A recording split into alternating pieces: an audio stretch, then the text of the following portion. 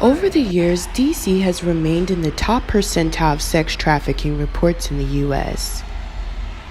According to the National Human Trafficking Hotline, from December 2017 to 2016, DC ranked number 4 in calls with 2,730 and number 1 in calls per capita, meaning the number of calls per 100,000 people were 401. Kiara Porter was approached by a sex worker one night.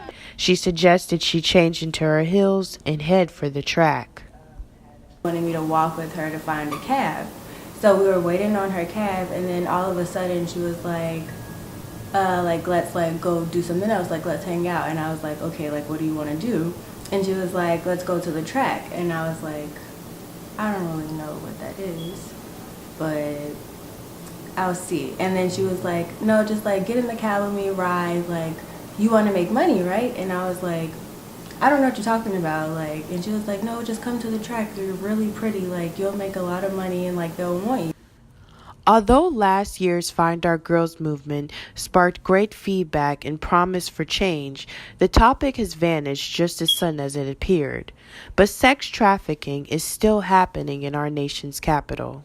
During the day, the streets bustle with lawyers, judges, politicians, and at night it becomes a dark place for some young girls. Child psychologist Jashawn Mance encounters sex trafficking victims in her profession often. They've done their research to know who to grab and how to grab them. And so the psychological effects is essentially there's a breakdown. It literally is a psychological breakdown and brainwashing to tell you that you belong, that you are an object, and that you belong to your captor.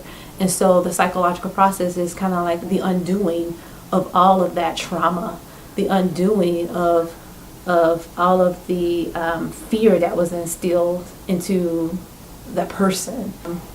So we need to put our money where our mouth is. So if we're saying that our young people are important, or that every person is important, then we need to essentially have more legislation, have more funds going to this issue, and really for Howard University's News Vision, I'm Niaja Smith. It's not about